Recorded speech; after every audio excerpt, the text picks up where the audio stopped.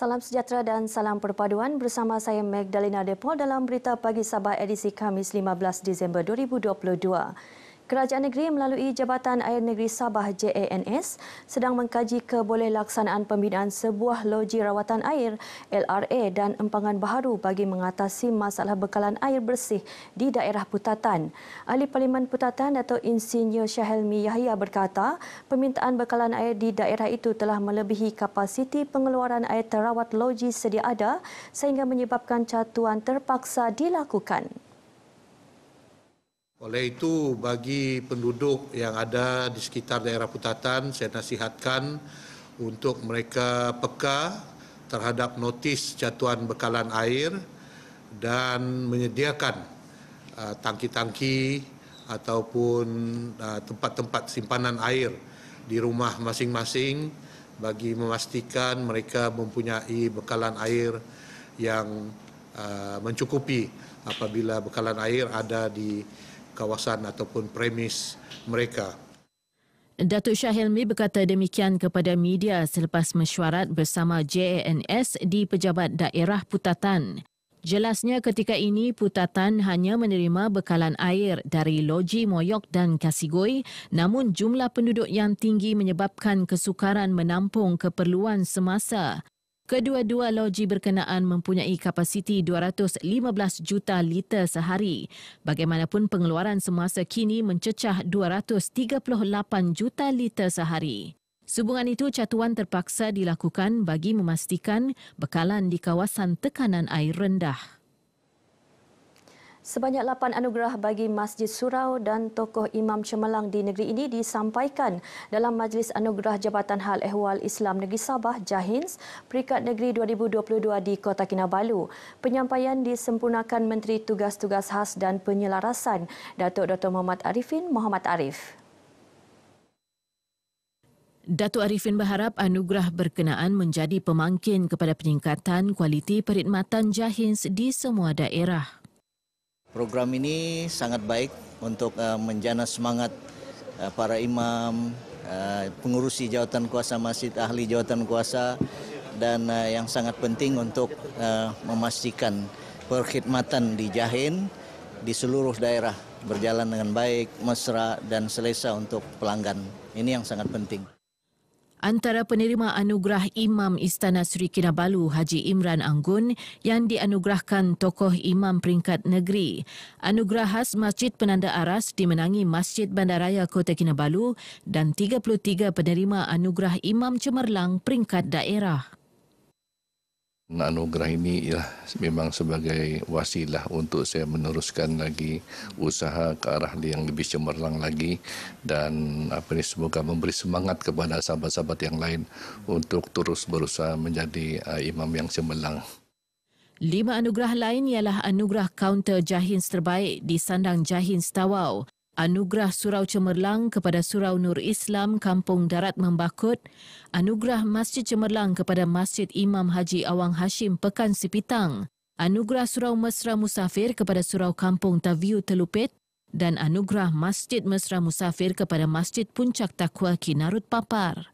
Terdahulu dalam ucapan perasmiannya, Datuk Arifin memaklumkan sejumlah 122 juta ringgit diperuntukkan kepada JAHINS tahun depan, jumlah tertinggi pernah diterima jabatan berkenaan setakat ini. Pengarah JAHINS Datuk Saiful Zaman Sangul berkata pihaknya akan memanfaatkan sepenuhnya peruntukan tersebut bagi tujuan pembangunan infrastruktur termasuk aktiviti yang menjurus ke arah pembentukan modal insan dan perpaduan. Kepimpinan negeri melihat bahawa sangat mendasari JAHINS sebagai pemangkin kepada antara pemangkin kepada perpaduan umat di negeri Sabah ini demi untuk kekuatan, demi untuk kemajuan. Jadi rupanya kemajuan dan pembangunan ini bukan hanya pada fizikal tetapi pada ikatan antara semua kaum yang ada di negeri Sabah.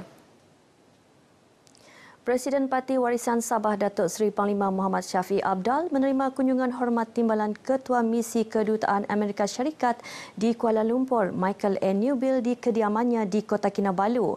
Kunjungan bertujuan membincangkan hubungan dan jalinan kerjasama bersama Amerika Syarikat terutamanya melalui perdagangan, perniagaan dan pelaburan. Ketika ditemui pemberita, Datuk Syafiee mengalu-alukan kunjungan Michael dan berharap ia akan merancangkan lagi kedatangan pelabur serta pelancong asing dari negara berkenaan sekaligus membantu meningkatkan ekonomi negeri. Dan ini merupakan satu usaha yang perlu kita ketengahkan, suarakan di landasan yang sepatutnya, bukan hanya di Parlimen, mungkin di peringkat Dewan Undangan Negeri, untuk membolehkan supaya kita bukan hanya dapat melahirkan industri ini, bahkan juga menyediakan peluang pekerjaan kepada rakyat Malaysia di Sabah, dan di samping itu juga hasil negara dapat kita tingkatkan. We have really invested a lot in building our relationship with the people of Sabah and the leaders here. And so when we come, we try to meet all of our old friends and to pick up our collaboration and to discuss things that we can do in the future, such as we talked today about increased U.S. economic engagement in Sabah, which we all would like to see.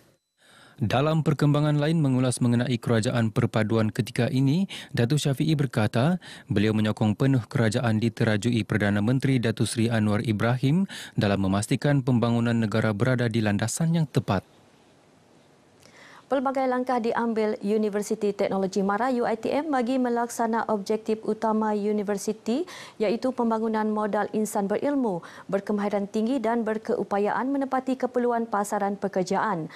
Langkah itu termasuk memastikan penglibatan pelajar dalam aktiviti bersama alumni, rakan industri dan komuniti.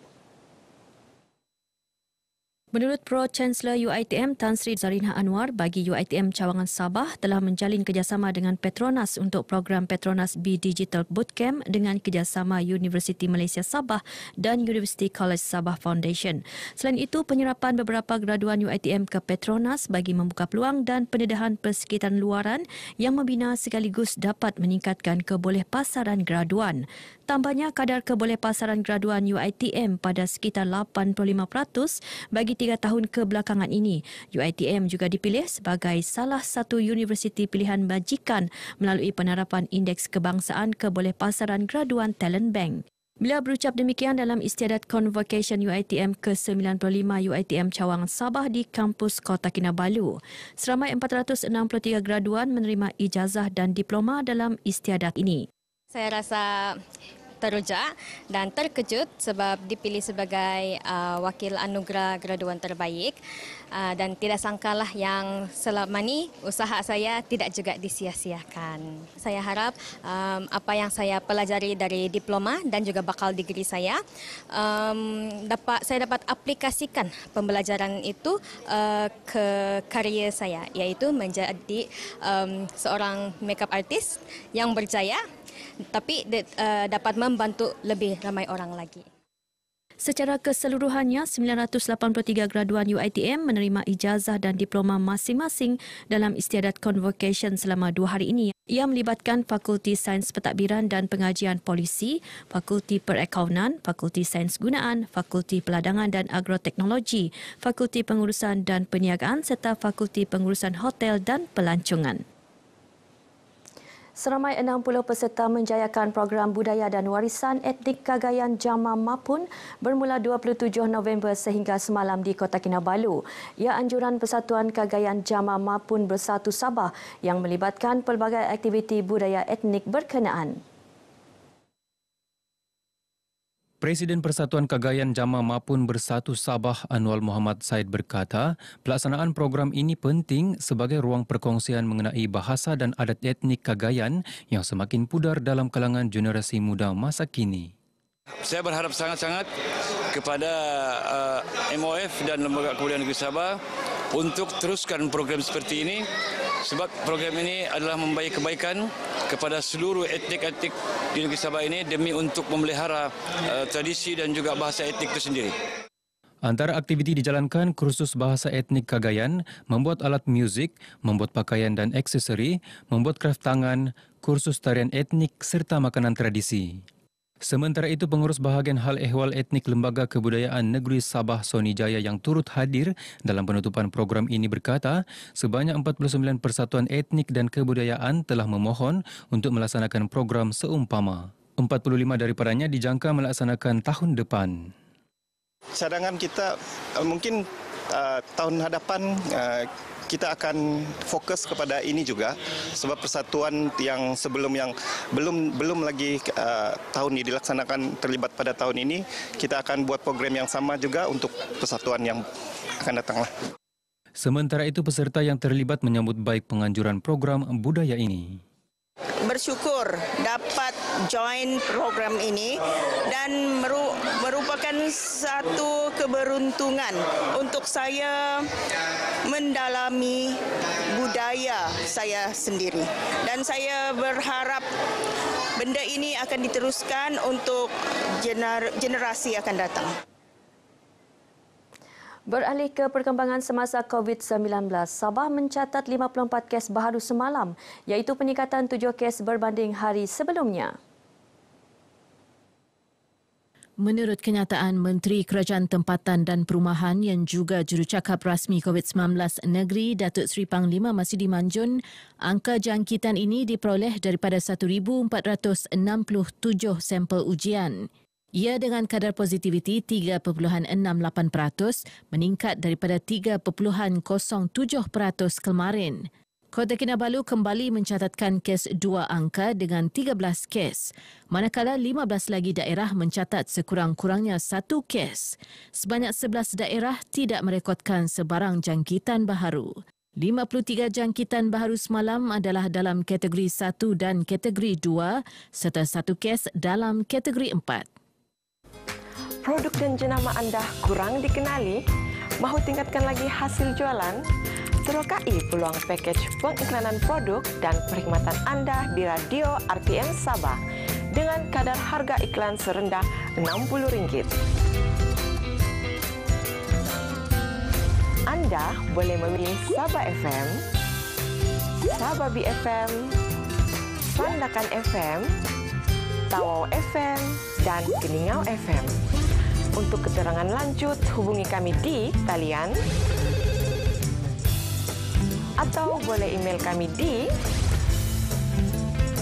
Facebook rasmi kami RTM Sabah.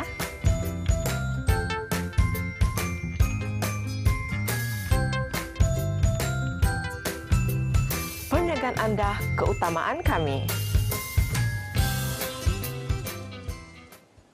Demikian paparan dari Sabah pagi ini. Lebih banyak perkembangan dapat diikuti melalui platform RTM. Saya Magdalena Depol, salam sejahtera dan salam perpaduan.